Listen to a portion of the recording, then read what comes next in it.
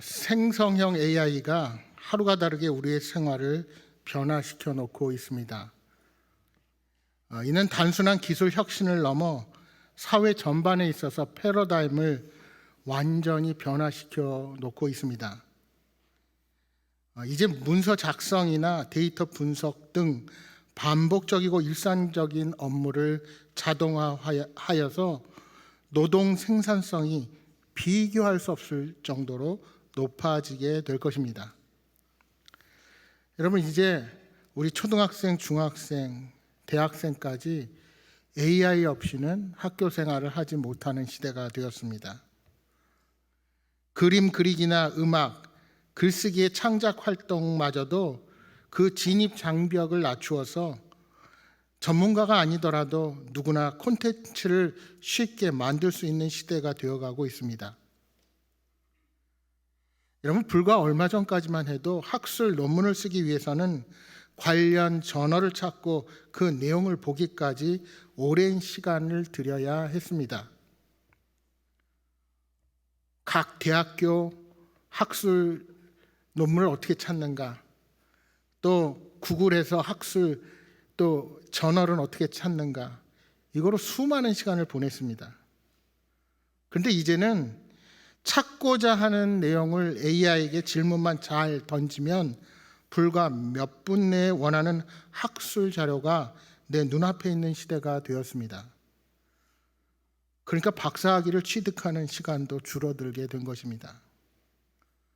그러다 보니 사회 각 분야의 노동 현장의 변화가 급속하게 될 것을 누구나 두려워하고 있습니다. 앞으로 우리의 삶이 어떻게 변화하게 될지 그 누구도 정확하게 예측할 수 없는 시대 앞에 서 있게 된 것입니다. 여러분, 우리는 늘 새해가 시작되면 목표를 세우고 그 일을 이루기 위해 세부적인 계획을 세우곤 했습니다. 근데 과연 이 AI 시대의 그러한 계획들, 여태까지 가져왔던 그 루틴이 과연 똑같이 존재할까요? 이제는 새해라는 기존의 시간 개념으로 무언가를 새롭게 시작하는 것이 맞는가 하는 의문이 들 정도입니다. 여기 고3 수험생들, 우리 청소년들 공부하는 학생들이 있는데 이제 대학도 점점 그 기능이 변화하는 시대입니다. 이렇게 변화하는 불확실한 시대 앞에서도 여러분과 여러분의 자녀들은 대학 입학 고사를 치러야 합니다. 더구나 이제는 이러한 새로운 변화를 받아들이는 사람과 그것을 부정적으로 생각하고 변화를 멀리하려는 사람과는 대화도 나누기 어려운 형편이 되었습니다. 여러분, 기억하십시오. 이제 세대 차이는 단순히 나이의 차이에서 오는 것이 아니라 내가 새로운 정보를 받아들일 준비가 되어 있느냐, 아니면 기존의 삶의 형식을 그대로 고집하느냐에 따라서 그 차이가 확연하게 드러나게 될 것입니다. 그렇게 생각해 보면 우리의 인생살이가 내 생각과 내 뜻대로 되는 것이 하나도 없다는 것을 느끼게 됩니다. 가야 할 곳을 안다 하여도 안개와 같은 인생의 장애물로 인하여 그 길이 보이지 않습니다. 때론 그 길이 보여도 그 길을 걸어가도 되는 것인지 의심이 앞을 가려서 너무도 막막할 때가 있습니다. 그래서 우리는 정답이 보이지 않는 인생을 살아가느라 고생하며 방황하게 되는 겁니다. 이러할 때 우리는 무엇을 바라보며 살아야 합니까? 이 막막한 현실 가운데 우리는 무엇을 의지하며 이 땅을 살아가야 하는 겁니까? 여러분, 모세는 성경 역사에 등장하는 가장 위대한 지도자 중 한 사람입니다. 그는 하나님을 직접 대면했을 뿐만 아니라 노예로 억압의 삶을 살아가고 있었던 이스라엘 백성들을 이집트에서 탈출시킨 위대한 지도자였습니다. 모세가 하나님으로부터 부름받았을 즈음 이스라엘 백성들은 지중해 연안에서 가장 강력한 왕권을 확립했던 바로 바로의 통치하에서 신음하고 있던 노예였습니다. 그리스의 역사가 헤로도투스는 그 당시의 상황에 대해서 이렇게 표현했습니다. 당시 이집트 왕은 등극할 때부터 약 20년간 10만 명의 노예를 동원하여 하루 10시간씩 노역을 시켜 자기의 무덤인 피라미드를 준비했다. 여러분 잘 알다시피 피라미드는 세계 7대 불가사의 중 하나로 일컬어지고 있습니다. 여러분 이집트 기자에 있는 대피라미드의 경우만 살펴보아도 그 높이가 146.5m, 밑병 길이가 약 230.4m의 거대한 돌 무리로 되어 있습니다. 그 돌 하나가 평균 무게 2.5톤, 그것이 약 230만 개로 이루어져 있는 것이 바로 이 피라미드입니다. 그래도 더 놀라운 것은 그 돌과 돌 사이에 종이 한 장도 들어가지 않을 정도로 치밀하고 정교하게 만들어졌습니다. 여러분 지 크기보다 더 큰 돌이 그 안에 들어가 있을 만큼 당시의 건축학으로 또 과학과 산수로 불가사의한 아주 어마어마한 공사였습니다. 이렇게 거대한 피라미드를 건축할 수 있는 거대한 권력 밑에서 하나님의 백성들은 노예 생활을 하고 있었던 것입니다. 이집트 지배하에서 자자손손 노예로 전락할 수밖에 없는 신세에 놓여 있을 때 하나님은 비로소 모세를 하나님의 일꾼으로 부르셨습니다. 이스라엘 민족이 전혀 그 고난과 역경을 헤쳐나오지 못하고 노예 생활을 숙명으로 여길 때 하나님은 한 사람을 사용하신 것입니다. 그를 이집트의 왕궁에서 왕자로 교육받게 하시고 그가 살인을 저지르고 도망 나와 미디안 광야에서 40년을 살아가기까지 그 모든 삶은 하나님의 계획과 섭리 속에서 이루어진 위대한 역사였습니다. 그러니까 모세의 인생은 가장 낮은 곳에서 시작해서 높은 곳으로 그리고 다시 낮은 곳으로 하나님이 예비하신 최고의 교육과 신앙적인 양육, 그리고 반대로 열악한 상황을 견뎌내는 인내심까지 그는 하나님이 예비하신 지도자로서의 모든 훈련을 하게 된 것입니다. 그렇게 광야에 나온 이스라엘 백성들의 최종 목표는 가나안 땅 입성이었습니다. 그러나 모세는 그 가나안 땅의 입성을 앞두고는 그 땅에 들어갈 수 없었습니다. 왜냐하면 하나님께서 그것을 허락하지 않으셨기 때문입니다. 하나님께서는 이스라엘 백성들의 가데스 바네아에서의 범죄로 인해서 여호수아와 갈렙을 제외한 출애굽 1세대의 뼈를 모두 광야에 묻으셨습니다. 이제 우여곡절 끝에 이스라엘 백성들은 요단강 하류, 요단 동편 모압 평지에 집결했습니다. 하지만 모세는 최종 기착지인 적과 꿀이 흐르는 가나안 땅을 앞에 두고 그저 바라만 보면서 눈을 감았습니다. 위대한 이스라엘의 지도자 모세는 모든 인생들이 가야 할 죽음의 길로 나아간 것입니다. 이스라엘 공동체를 보면 모세의 죽음은 충격적인 사건이 아닐 수 없었습니다. 이러한 때 모세의 뒤를 이어 가나안 정복 전쟁을 진두지휘할 인물로 여호수아를 세웠습니다. 여러분 사실 여호수아의 입장에서는 기가 막힌 상황이 아닐 수 없습니다. 그들이 가나안 땅에서 맞이해야 할 대적을 생각할 때 여호수아에게는 두려움이 생길 수밖에 없었습니다.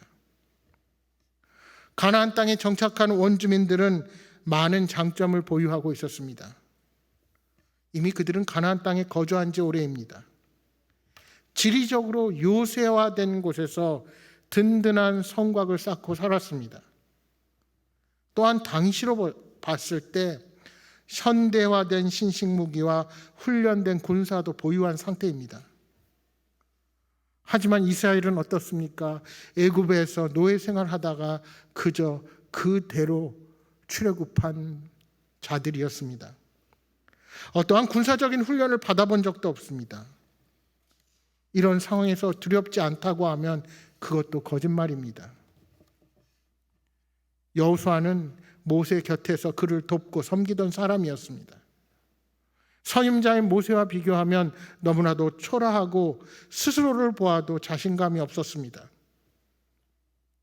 모세는 젊은 날 애굽의 왕국에서 병법을 익히고 학문과 기술을 훈련받은 그런 왕자였습니다. 지도자로 필요한 교육과 훈련도 받았습니다. 뿐만 아니라 미디안 광야로 도망가서는 장인 어른의 양을 치면서 하나님으로부터 광야에서 영적인 훈련도 받았습니다. 하지만 여호수아는 그런 훈련을 정식적으로 받은 적이 없습니다. 그저 모세를 따라다닌 게 고작이었습니다. 그러니 어찌 불안하고 두렵지가 않을 수 있겠습니까? 인도해야 할 백성들을 봐도 만만치 않습니다. 이미 여호수아는 이스라엘 백성들이 어떤 성향을 가졌는지 너무나도 잘 알고 있었습니다. 광야 40년간 그들의 행태를 목도했습니다. 그들은 걸핏하면 원망했고 걸핏하면 지도자인 모세를 대항하고 불순종하기 일쑤였습니다. 마음에 안 맞으면 지도자를 위협하고 농성을 벌이기도 했던 사람들이 이스라엘 백성들이었습니다. 탁월한 지도자였던 모세도 힘겨워했는데 모세와 비교할 수 없는 자신이 그들을 이끌어가기에는 너무나도 버겁고 힘든 것이 현실이었습니다. 여러분, 아무리 생각해보고 계산해보아도 좋은 결과가 기대되지 않을 때가 있습니다. 목표는 정해졌지만 길이 전혀 보이지 않는 막막한 현실 앞에 서 있는 것입니다. 정답과 해답을 도출해낼 그런 방법이 전혀 보이지 않습니다. 사방을 둘러보아도 길이 보이지 않는 상황에 봉착할 수 있습니다. 아니, 길이 보이는데도 그 길은 도저히 통과할 자신이 없는 것입니다. 이럴 때 우리는 무엇을 해야 할까요? 이렇게 막막하고 답답한 현실 앞에서 여호수아와 그의 공동체가 풀어야 할 숙제 중에 하나는 먼저 자신감을 회복하는 일이었습니다. 아무리 환경과 조건을 잘 갖추었다 할지라도 자신감이 없으면 패하는 것이 전쟁입니다.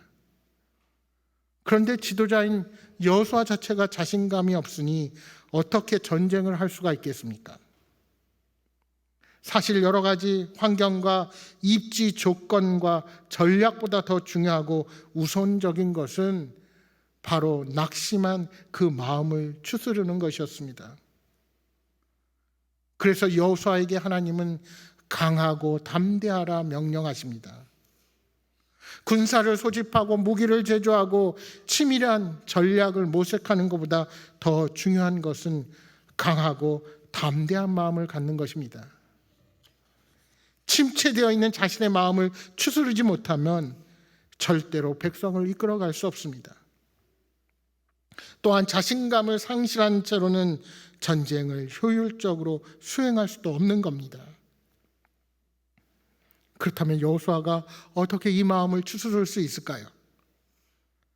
하나님은 여호수아와 이스라엘 백성들이 이 낙심한 마음을 추스르는 해결책으로 하나님이 함께 하심을 확신시켜 주십니다. 우리 5절의 말씀을 함께 읽어볼까요? 우리 5절 말씀 화면 보고 함께 한 목소리로 읽겠습니다. 내 평생에 너를 능히 대적할 자가 없으리니 내가 모세와 함께 있었던 것 같이 너와 함께 있을 것임이니라. 내가 너를 떠나지 아니하며 버리지 아니하리니. 아멘. 사실 여호수아는 하나님이 함께 하시면 안 될 것이 없고 불가능한 일도 가능해진다는 사실을 이미 수없이 많이 광야에서 경험했습니다. 홍해가 갈라져서 마른 길을 냈고 목이 마를 때 반석에서 신성한 생수가 터져 나왔습니다. 먹을 것이 없어 그들이 불평할 때 하늘에서 만나와 메추라기도 하나님께서 보내주셨습니다. 40년 동안 광야길을 헤매고 다녔지만 발이 부르트지 않게 하시고 질병에 걸리지 않도록 하나님께서 보호해 주셨습니다. 이런 광야 여정을 다 경험한 여호수아로서는 하나님이 함께 하신다는 사실보다 소중한 것이 없었습니다. 그렇다면 오늘 이 인생의 길을 걸어가는 우리가 가장 먼저 점검해야 할 것이 무엇입니까? 바로 하나님과 이 인생을 함께 걸어가는 것입니다. 인생 최고의 행운은 하나님과 함께하는 것입니다. 반대로 인생의 가장 큰 불행은 하나님과 함께하지 않는다는 것입니다. 여러분, 사울왕은 하나님과 동행할 때 겸손하고 아름답게 쓰임받을 수 있었습니다. 그러나 하나님과 동행하는 삶을 포기하고 인간적인 욕망과 기득권의 노예가 되었을 때 그는 비참한 인생으로 전락하고 맙니다. 여러분, 우리의 삶에도 환경과 실력보다 더 중요한 것이 있습니다. 그것이 바로 하나님이 함께 하심을 확신하는 것입니다. 여호수아가 하나님과 동행하기 위해서 선택해야 할 것이 있었습니다. 그것은 하나님의 말씀인 율법에 집중하는 것입니다. 7절 말씀을 다시 보십시오. 오직 강하고 극히 담대하여 나의 종 모세가 내게 명령한 그 율법을 다 지켜 행하고 우로나 좌로나 치우치지 말라. 그리하면 어디로 가든지 형통하리니. 여러분, 오늘 우리는 형통함을 좋아합니다.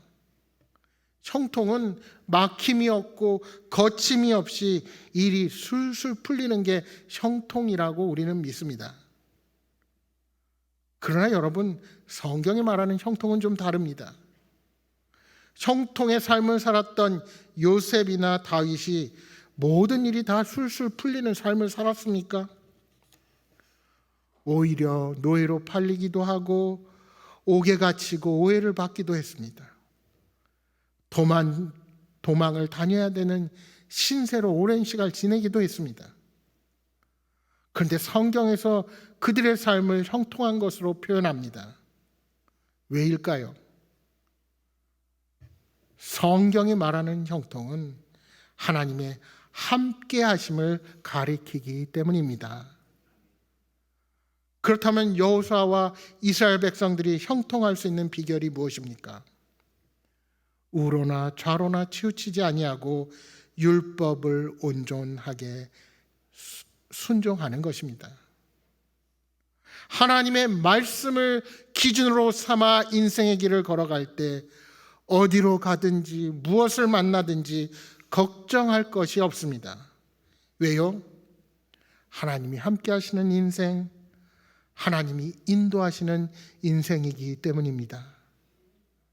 하나님이 도우시니 노예 생활 속에서도 형통하고 감옥살이를 하는데도 형통하며 유다 광야나 이방 나라에 도망치는 신세일지라도 형통하게 되는 것입니다. 이는 하나님께서 주도하시고 하나님께서 다스리는 삶 안에 머무르기 때문입니다. 따라서 여호수아가 마음을 강하게 하고 담대해야 할 이유가 무엇입니까? 물론 1차적으로는 가나안 정복 전쟁을 제대로 수행하기 위함입니다. 그러나 사실 그것보다 더 중요한 것이 있습니다. 그것은 여호와 하나님께서 모세에게 명령한 율법을 다 지켜 행하기 위함입니다. 하나님의 말씀을 순종하고 따르기 위해서는 우리 마음에 담대함이 필요합니다. 당장 현실 앞에 무엇이 보이지 않아도 어떠한 상황 앞에서도 말씀을 믿고 신실하고 우리를 정직하게 세워줄 그 하나님을 신뢰할 수 있게 되는 것입니다. 그러기 위해 강하고 담대하라 명령하십니다. 여러분, 오늘 우리들도 말씀을 깊이 묵상해야 할 이유가 여기 있는 것입니다. 오늘 보이지 않는 인생의 길 앞에서 염려하고 두려워할 것이 아니라 우리의 삶을 확실하게 인도하시고 약속하신 그 약속을 바라보며 우리는 믿음의 길을 걸어갈 수 있기 때문입니다. 앞으로 여호수아는 가나안 정복을 위한 치열한 전쟁을 앞두고 있습니다. 할 일이 얼마나 많이 있습니까? 얼마나 힘들고 피곤할까요? 군사들을 통솔하고 행정력을 발휘하며 백성들의 민생을 보살피려면 얼마나 분주하겠습니까? 그러나 무엇보다도 가장 먼저 선택하고 집중해야 할 것은 말씀을 묵상하는 일입니다. 에스겔서 36장 27절에 이렇게 말씀합니다. 또 내 영을 너희 속에 두어 너희가 내 율례를 행하게 하리니 너희가 내 규례를 지켜 행할지라. 연약하고 육신의 욕망이 가득한 인간 스스로의 힘으로는 하나님의 말씀을 온전히 지킬 수 없습니다. 그러나 오늘 성령 하나님께서 내 안에 함께 하시면 우리는 그 말씀을 통해서 이 땅을 살아갈 힘을 얻을 수가 있는 것입니다.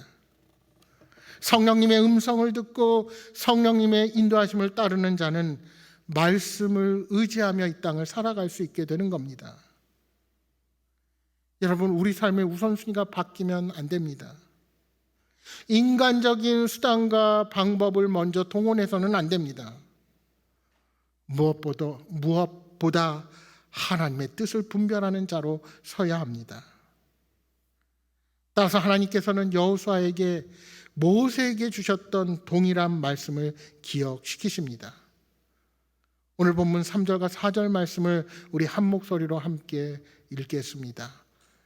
내가 모세에게 말한 바와 같이 너희 발바닥으로 밟는 모두 내가 너희에게 주었노니 곧 광야와 이 레바논에서부터 큰 강 곧 유브라데 강까지 해쪽 속에 온 땅과 또 해지는 쪽 대해까지 너희의 영토가 되리라.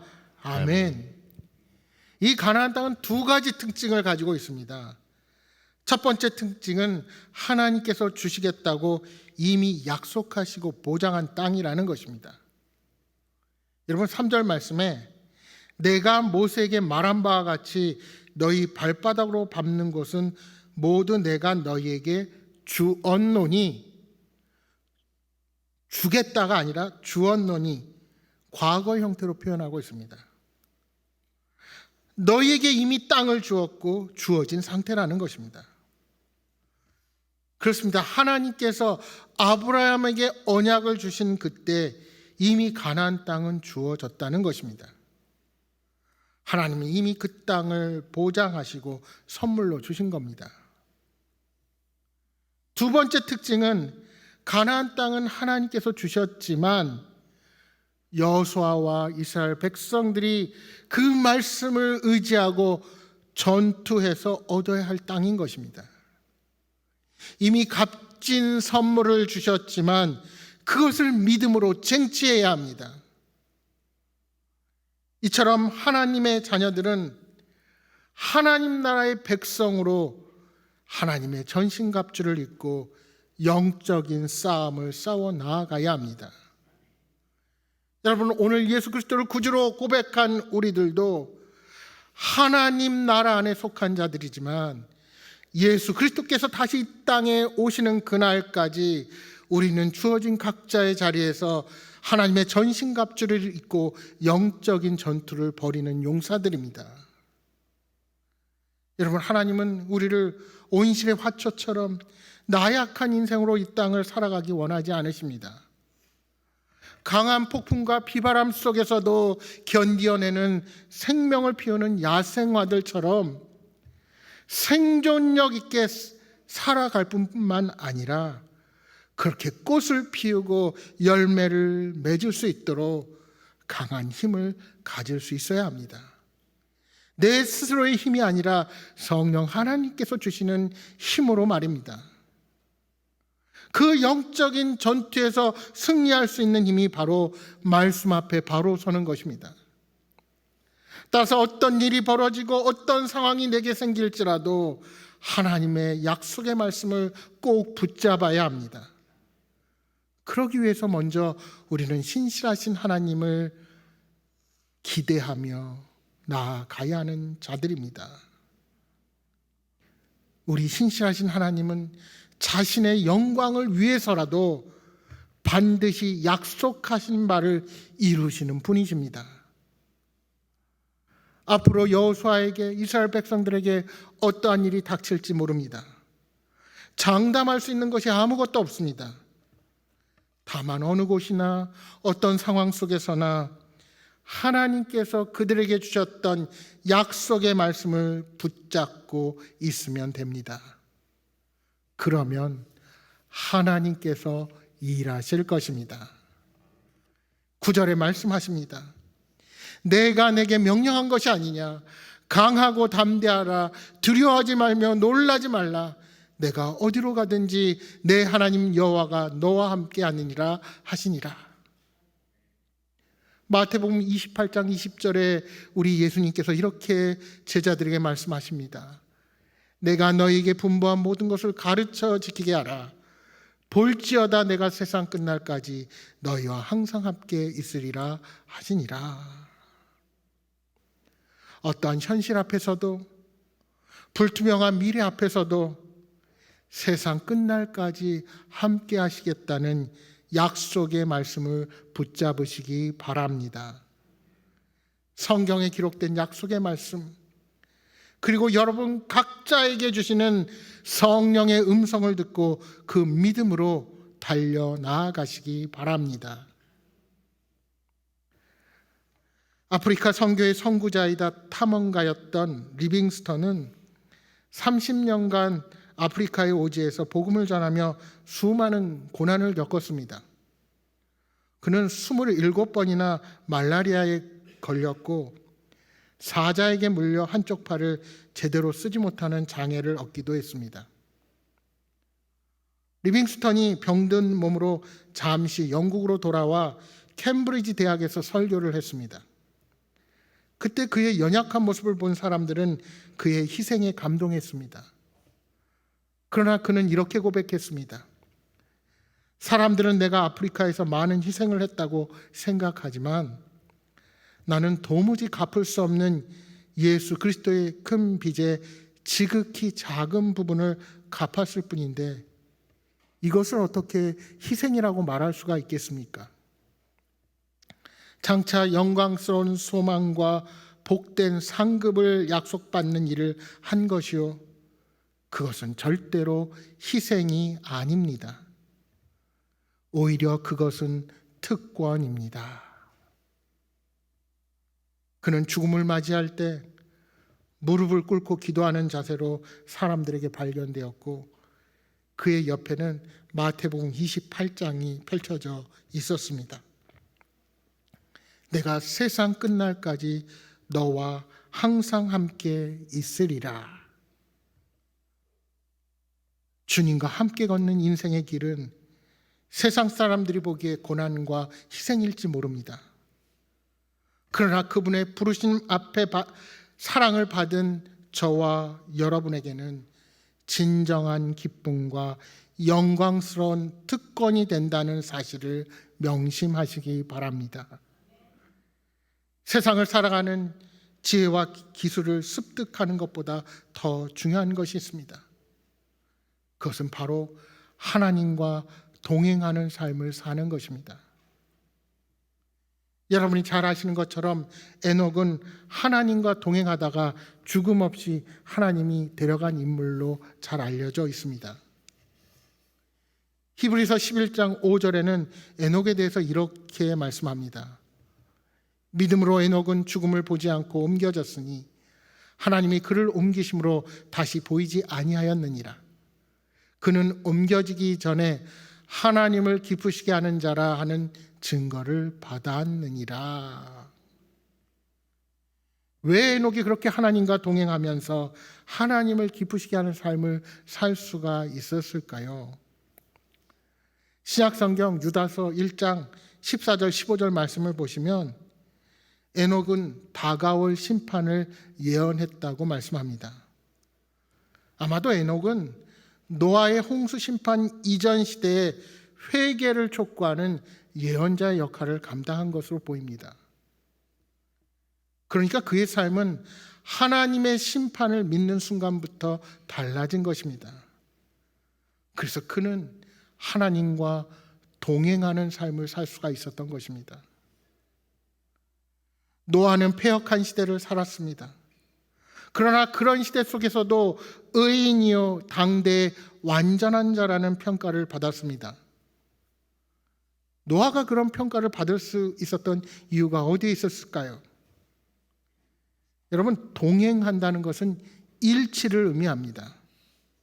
무엇과의 일치입니까? 하나님과의 일치입니다. 여러분, 우리가 멋지고 훌륭한 합창을 하려면 모든 합창 단원이 일제히 악보와 지휘자의 지혜에 따라서 노래해야 합니다. 내가 노래를 잘한다고 내가 크게 부르거나 내가 못한다고 작게 부르면 되는 것이 아닙니다.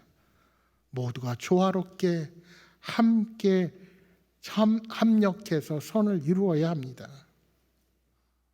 하나님과의 동행도 마찬가지입니다. 하나님과의 일치를 위해 내 뜻이나 욕심을 버리는 것이 하나님과의 동행입니다. 하나님의 성품, 하나님의 인격을 닮아가고자 애를 쓰는 것입니다. 여러분, 부모가 자녀를 바라보면서 왜 그렇게 사랑스러워합니까? 자녀가 부모를 닮았기 때문입니다.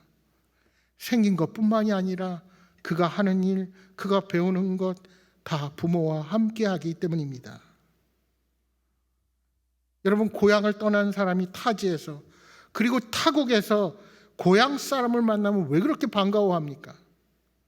바로 같은 고향이라는 공통 분모가 있기 때문 아닙니까?